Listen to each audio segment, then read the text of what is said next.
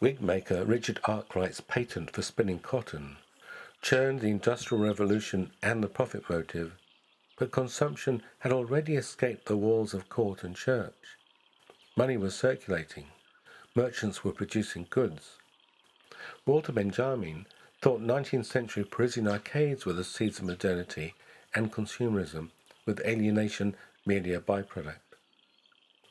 Alfred Sloan at General Motors initiated planned obsolescence during the Great Depression, pioneering new models each year, advertising inciting dissatisfaction with cars people owned. Apple has used this environmentally disastrous strategy brilliantly.